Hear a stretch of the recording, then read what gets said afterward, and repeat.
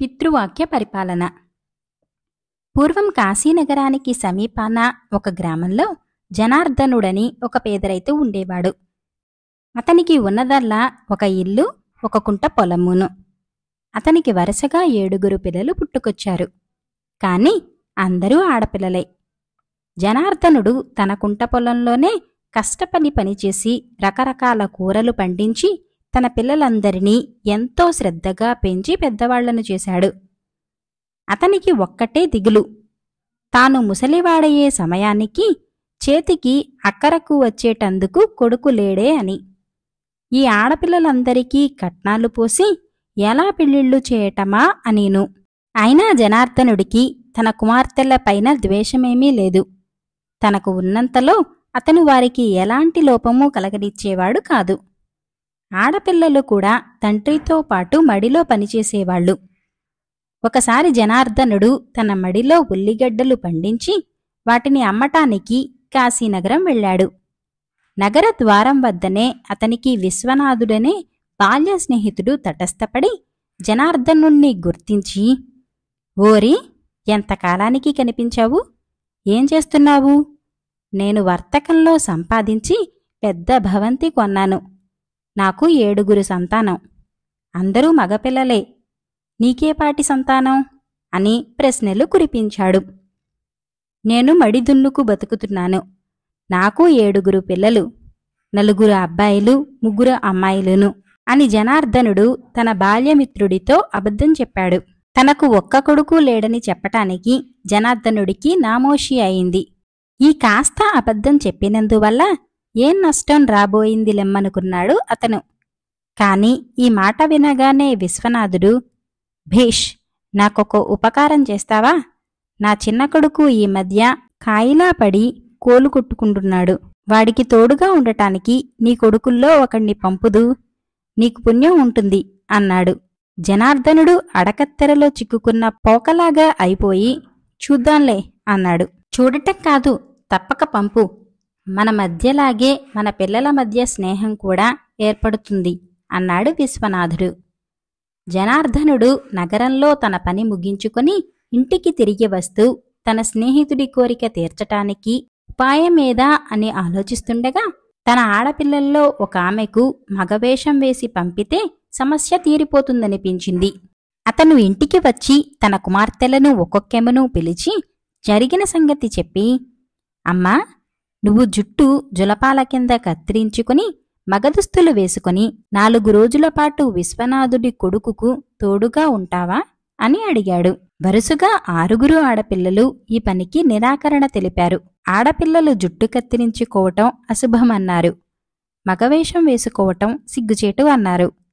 పరువైన ఆడవాళ్లు ఎవరూ అటువంటి పనులు చెయ్యరని, అలా చేసిన వాళ్లకి ఆ తర్వాత పెళ్ళిళ్ళు కూడా కావని అన్నారు. అదంతా నిజమే కనుక జనార్దనుడు ఏమీ వాళ్లను అనలేకపోయాడు. అతని ఆఖరు కుమార్తె శశి మటుకు తండ్రి చెప్పినట్టు చేయటానికి ఒప్పుకున్నది. నాన్నా, నువ్వు మా కోసం పడిన కష్టానికి ప్రతిఫలం ఏమీ ఇవ్వలేను. అందుచేత నీకోసం ఏం చేయమన్నా చేస్తాను అన్నదామె.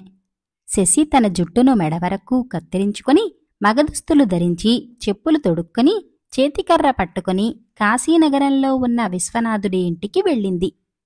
ఆ ఇల్లు రాజసౌధంలాగా ఉంది.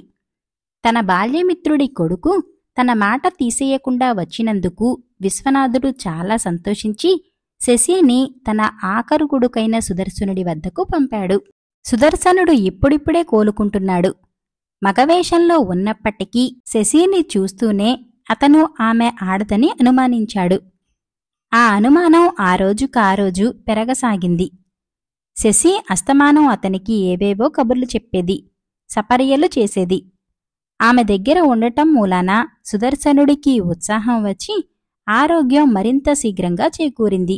అయితే అతనికి ఒక వ్యాధి పోయి ఇంకొక వ్యాధి సోకినట్టయింది.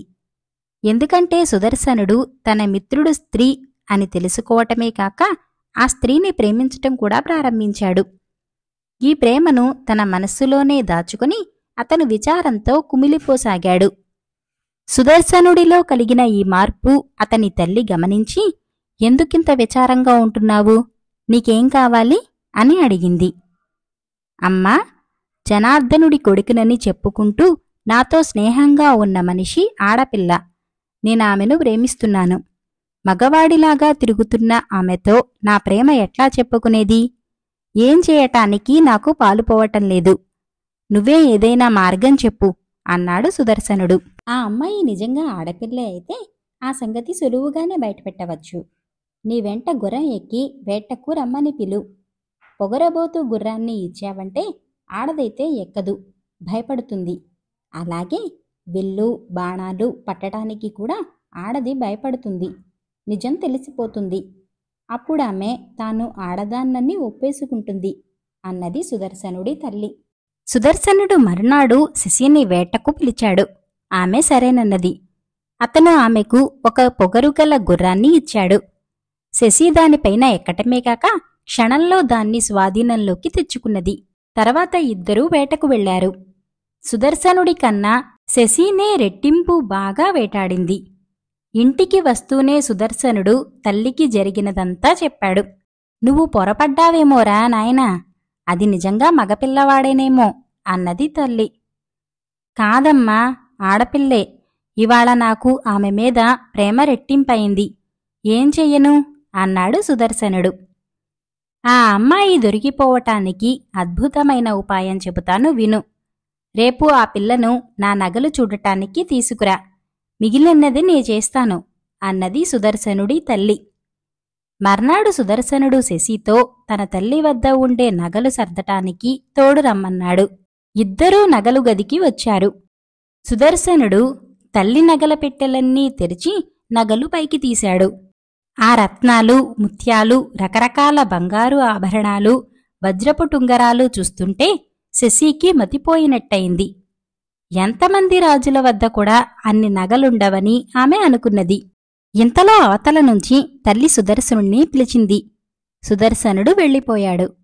వెంటనే శశి ఆ నగలలో కొన్ని తీసి తన మెడలో వేసుకుని చూసుకున్నది. ఉంగరాలు వేళ్లకు పెట్టి చూసుకున్నది. ఇదంతా చాటునుంచి సుదర్శనుడు అతని తల్లి చూస్తూనే ఉన్నారు. అంతలో ఏదో అలికిడి అయింది. తనను ఎవరో గమనిస్తున్నట్టు శశికి అనుమానం తట్టింది. ఆమె తన మెడలో నగలు, వేలి ఉంగరాలు తీసి అక్కడే పడేసి బయటకు పరిగెత్తి ఎక్కడా ఆగకుండా నేరుగా ఇంటికి వచ్చేసింది. అక్కడ సుదర్శనుడు ఆమె కోసం అంతటా వెతికినాక ఆమె ఇంటికి వెళ్ళిపోయి ఉంటుందని తెలుసుకున్నాడు. ఇప్పుడేం చేయాలి అని అతను తల్లి సలహా అడిగాడు. జనార్దనుడి ఇంటికి వెళ్ళావంటే నీకా పిల్ల అసలు రూపంలో దొరుకుతుంది. జనార్దనుడితో చెప్పి ఆమెను తెచ్చి పెళ్లి చేసుకో. అంతకన్నా ఏమున్నది అన్నది తల్లి. సుదర్శనుడు వెళ్లేసరికి జనార్దనుడు ఇంటి అరుగుమీద దిగాలుగా పడి కూర్చొని ఉన్నాడు. మీ అబ్బాయి మా ఇంటి నుంచి ఎవరితోనూ చెప్పకుండా వచ్చేశాడు. కాస్త మాట్లాడాలి, పిలుస్తారా అని సుదర్శనుడు అడిగాడు. ఇక్కడే కూర్చోబాబూ, ఇప్పుడే పిలుస్తాను అంటూ జనార్దనుడు లోపలికి వెళ్ళాడు. అప్పటికే శశి వేషం మార్చుకుని తనకున్న నగలు 4 పెట్టుకుని ఉన్నది. ఆమె గబగబా తన నగలు తీసేసి తాను అంతకు మునుపు విడిచేసిన మగదుస్తులు ధరించి బయటకు వచ్చింది. కాని పాపం ఆమె తన చెవికి ఉన్న పోగులు తీయటం మర్చిపోయింది. సుదర్శనుడు వాటికేసి చూసి నవ్వాడు. ఆమె తన చేతులతో చెవులను కప్పుకున్నది. ఇంక నీ రహస్యం దాగదు. నిన్ను నేను పెళ్లాడాలని నిశ్చయించుకున్నాను. మా ఇంటికి పోదాం పద అన్నాడు సుదర్శనుడు. ఈ పెళ్లికి మీ తండ్రిగారి అనుమతి అయిందా నాయనా అని జనార్దనుడు సుదర్శనుడిని అడిగాడు. లేదు, కావలిస్తే మీరు కూడా మా వెంట వచ్చి మా నాన్నను అడగండి అన్నాడు సుదర్శనుడు. అతన్ని వెంట శశి, జనార్దనుడు వెళ్లారు. విశ్వనాథుడు అంతా విని, నీ కూతురికి నా కొడుక్కి పెళ్లి కావటం కన్నా నాకు మరేం కావాలి?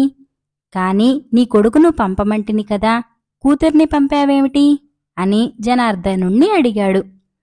జనార్దనుడు తల వంచుకుని, నాకు కొడుకులుంటే కదా పంపటానికి. నీకు 7 కొడుకులే అయితే నాకు 7 కూతుళ్లే. ఆ మాట బయటపెట్టటానికి సిగ్గేసి అబద్ధం చెప్పాను అన్నాడు. మంచి వార్తే చెప్పావు. నీ కూతుళ్ళందరినీ నా కొడుకులకిచ్చెయ్యి. అందరికీ ఒకే మంచి ముహూర్తం చూసి పెళ్ళిళ్ళు చేసేద్దాం అన్నాడు విశ్వనాథుడు. అలాగే జరిగింది కూడాను.